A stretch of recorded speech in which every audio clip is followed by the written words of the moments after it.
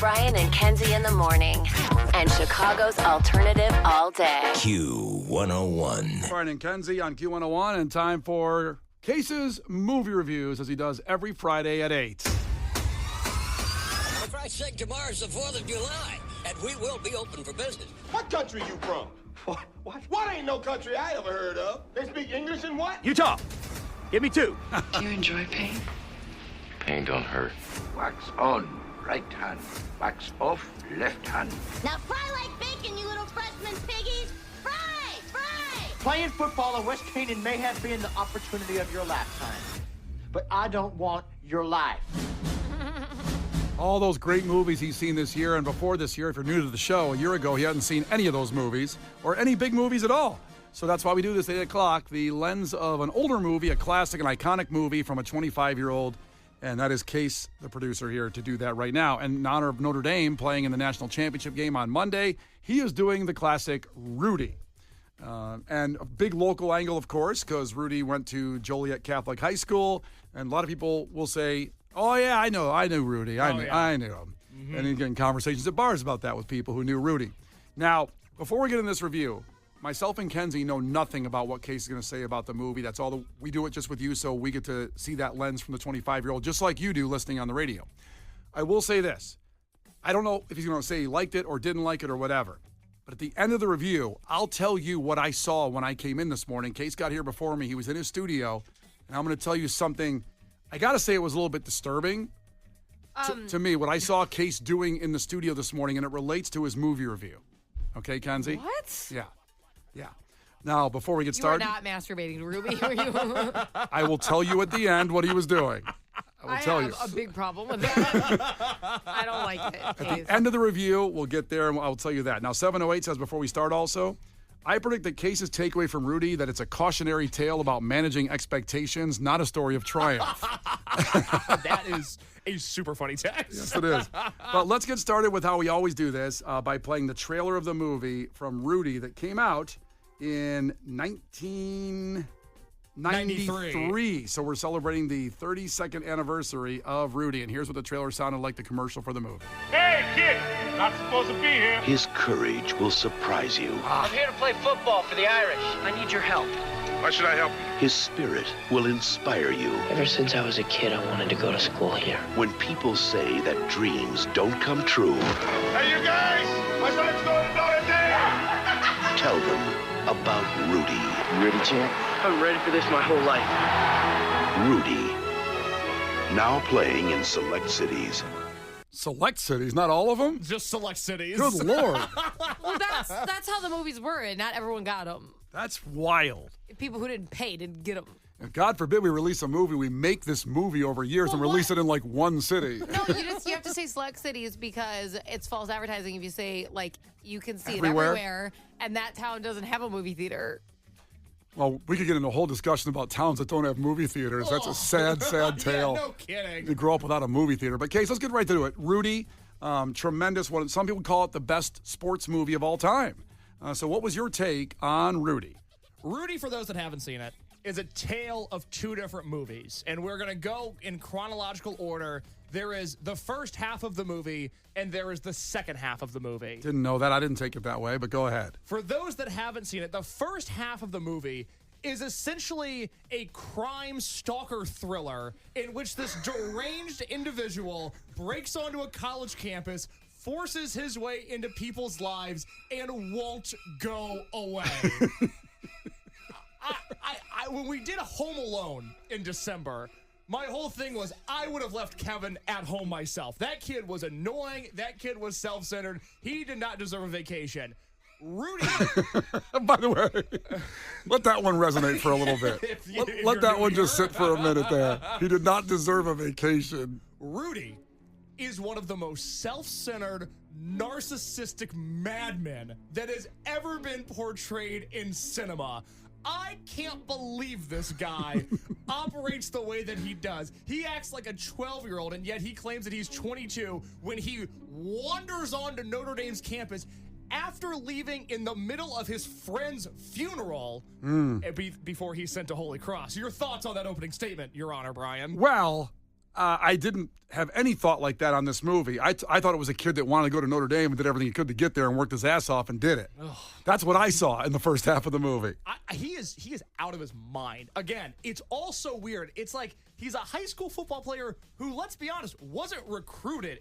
The dream should have been over there. I was a D3 baseball prospect. I didn't show up to Rice University and say, Coach, I'm going to be a starting pitcher. Well, that's why there's no movie about you. That hurt my feelings. Ow. I remember you being pretty pushy about getting this job. Oh, yeah. Yeah, you lingered and wouldn't go away. So a lot of people say that. Trust me, I remember vividly. I took it as somebody that would not take no for an answer, which is a great lesson in life. You took it as a stalker. Consent is important. Notre Dame said no, Rudy. Leave them alone.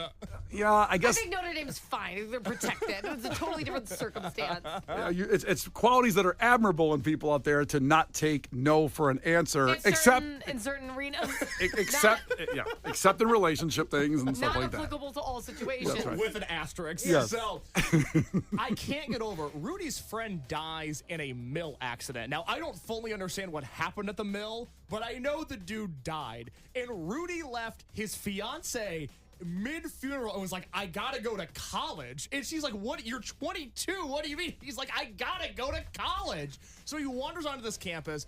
He finds the Can I stop you there for a Please, second? Go ahead. He sees that life is short and fleeting. So he goes to college? He wanted to play football, not necessarily study. He wanted to play football at Notre Dame. So with his friend's tragic death at the mill, he saw that at the funeral and said, I can't waste another second. I got to get to Notre Dame right now. Wait till the end of the funeral. He could have waited till the end of the funeral. He could have done that. He could have waited till the end. I agree with you there. So he shows up. He could have waited for the meal. They have a meal after funerals. Exactly.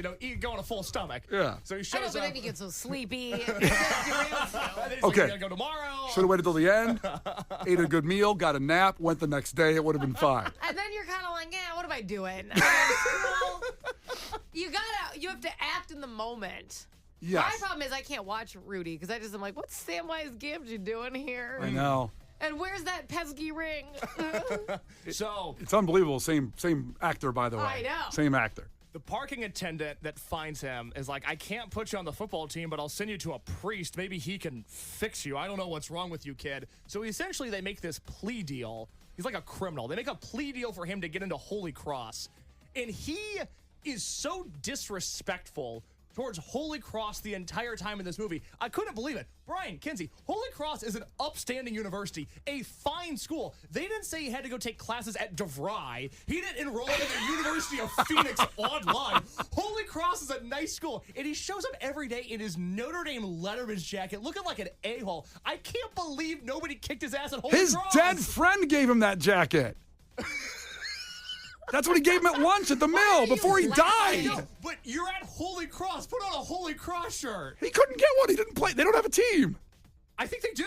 Maybe they have a football team. I can't remember. The problem is that he could have just played at Holy Cross. So he winds up on the grounds crew at Notre Dame, where he's running around like a 10-year-old when he's simulating football games while they're working. And what's the groundskeeper's name? Oh, I can't remember. He was on a TV show called Rock. I know that. He was also in The Sopranos. He was in The Sopranos for one episode. I had his name down here. His name's Fortune, which we'll get into it for just a second. A black character named Fortune who has all of this wisdom. Spike Lee had a number of problems with the way that character was written. I do too. Is that right? Yeah, because he's kind of written as this like almost magical wizard of advice. It's a very odd character when you look at it. I thought he was. Everybody has like the star that guides them in a movie. What's the problem? Is it because he's black, Case? Wow. No, well, it is in a way. He's a character with no depth other than he just happens to say the right thing all the time. It's a very no depth. Like a lot of older people who have experienced life have some wisdom. You can't appreciate that because you're 25 and you don't know. You're right. I know nothing. So you need to wait. Let's slow down. Let's slow down on Fortune. His wisdom is take advantage of every second because he was I don't want to get ahead of you because it's a little bit further in the review where we find out what Fortune's telling to Rudy is. Well, we can get into that. Go ahead. Well, he's the groundskeeper, but he got mad because they wouldn't play him, as in his words, because of his color, and he quit the team, and he regretted it every day since then, 30 years later, however old he is in the movie by that point, because he was playing for Notre Dame, and he should have just chilled out and played for Notre Dame, even though he was experiencing tons of racism. Yeah. But he was, to his point, I regretted it every day that I quit the team. Yeah. I can't believe that Rudy worked with this guy for 2 years and is allegedly this giant Notre Dame football fan and didn't know that he was on the team because he's so self-centered and narcissistic. At no point did he ever ask Fortune, Good hey Lord. Man, how do you end up as the groundskeeper for Notre Dame? This is a cool job. Tell me about your background. Never came up. If that happened to you, would you talk about it freely all the time? These guys were racist toward me and I had to quit the team and I'm a groundskeeper now? Would you go telling that to everybody? It would probably come up in the 2 years I knew somebody. Kenzie, would you do that? No, because I don't really like to spew about my problems. I keep everything on the side. But see, when Rudy's at the edge of quitting like he did, that's when he tells him. He saves that information to save Rudy's life, basically, at that point, to tell him that information. I have a question. Because he's got a text. It said, in real life, Rudy was hated on the team. They carried him off the field as a joke. Is that true? Rudy? There's a lot of things, like Joe Montana went to Notre Dame at the time, and he's like, oh, no, this story did not happen in the way it's portrayed in the movie. He was kind of an annoying little kid, and nothing happened in the way that it's portrayed in the movie, other than the sack, in which, if you watch the real footage, Rudy is offsides on. I want to follow up on that, a little fact-checking on that. Joe Montana didn't say those things didn't happen, but you got to picture, Joe Montana is one of the greatest quarterbacks of all time, and Rudy was doing all this on the team at the same time he was there.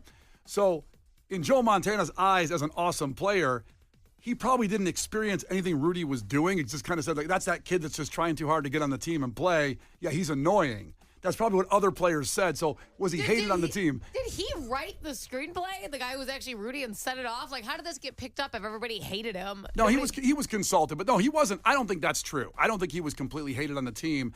But it didn't go down exactly like they said, things Joe Montana said. He was... Because he's like, I'm the star. Well, not the star, but he was so... Like, he made every practice... Like, people would say, just chill, just go through practice. But he wouldn't do that. He'd never let up. Never let up. Now, we just got a text from Joan Waukegan, who said that this review is triggering for me. I don't like the way Case is going with this. But I said, stay with me, Joan Waukegan. I said, there's a second part of this movie that we have to talk about. So that's all the first part. That's the first part of this movie is a stalker crime thriller in which Rudy doesn't know what no means. He's a madman at Holy Cross. He forces his way into Notre Dame's life. And I don't like him for the first 90 minutes of the movie. Before you continue, to Kenzie's point, and also to answer that text more, in the movie, Vince Vaughn is in the movie as a star player on the team. It's his first movie ever. Oh, I'm aware. And that's the scene when Vince Vaughn says, when Rudy tackles him in practice, it's the last practice of the season. This guy thinks it's the Super Bowl. And then the coach says, you just summed up your entire Notre Dame career here in one sentence. If you had half the heart of Rudy, you would have been an All-American, which my dad said to me at one point, too, if he had my size, he'd been an All-American. Ouch. So he was hated by people like that just wanted to go and do practice and go, where Rudy was like, no, we got to play hard every second. That'd be annoying to somebody that's a superstar. Or they're also probably like, Rudy, you're going to die. We can't play like that with you. The coaches were worried he was going to get killed. I know. So I say all of that about Rudy. Wow. This entire movie, he's just so persistent. He's a little gnat, and he just keeps on saying, I'm going to come out of that tunnel one day. I'm going to come out of that tunnel. I'm going to play for the Fighting Irish. Mm-hmm. Rudy, in the last game of the season, he gets put on the dress list. He makes the team. Calls his friends, calls his family. They're all there in the stands. The second half of this movie, which is really just the last 20 minutes, is when Rudy suits up for Notre Dame. And as he's in that tunnel, and he says, I've been waiting for this day my entire life. And his family is in the stands. His father, who loves Notre Dame more than anything on earth. And in that house, they watch one team. They watch Notre Dame fighting Irish football. That's it. When his friend has to watch Purdue, and his dad said, we only watch one team in this house. That's right. And I said, put the Purdue game on. Okay. His family's in the stands. His friends are in the stands. John Favreau's in the stands. Rudy comes out of that tunnel. I blubbered like a whale. I cried more than I've ever cried at a movie in my entire life. And I got DMs from crew members last night saying the only time they've seen their fathers cry in their lives were when they watched Rudy. I lost my mind. There is an inherent instinct in all of us that we just, at the end of the day, want to make our dads proud. and Rudy made his dad proud. And every time the camera cut to his family, Brian, Kenzie, I lost it. Kenzie, look at his eyes. He's crying right now. He's crying right now. It's cinema perfection. I hated this movie for the first 90 minutes of it. I didn't understand how it had the reputation it did, the legacy it did. Rudy sucked. He was like Kevin in Home Alone. I wanted nothing to do with him. All right. When he suits up for the Fighting Irish, I cried my eyes out. It was one of the most beautiful things I've ever seen. Because he's waiting for his dad to feel like that about him. That's why he's crying. Oh, my Case God. hasn't had his tunnel moment yet. That's the problem. No tunnel yet for Case. No, I said I had a surprise for you at the end of the Don't review. put my business on the street. He's crying right now. Oh, my God. Kenzie, I came in and he got here before me. I usually get in before him. So I don't know why he came in earlier than me today. He was in his studio, which is behind us, watching that scene in Rudy, and he was freaking crying this morning before the show. He's crying right now. Why would you rewatch it to cry? Kenzie, I can't stop. I watched it during the commercial break after Clash with Kenzie. I can't stop watching this scene. Again, I hated this movie. I thought it was terrible. And then Rudy put on the blue and gold. Oh, my God, do I want to make my dad proud. That was the most touching thing that I've ever seen, and it's great. You know why this was great? I'm so glad this movie was made in 93 and not 2003, because the soundtrack of this movie, the score of it, it's all these beautiful orchestral strings. It's a very pretty movie. Thank God Rudy didn't take the field with POD, Here Comes the Boom in the background. This movie moved me to tears. It was unbelievable. He's crying right now. Oh, my God. Oh, God. It has to be tough because you see that and then you're like, what are you going to do? Send your dad a podcast link? That sucks. Case, you've got to give it a review before we move on. A rating. God. I'd give it in tears, by the way. Because he was crying his freaking eyes out. I watched for 10 minutes. He was crying this morning through the glass. I watched him.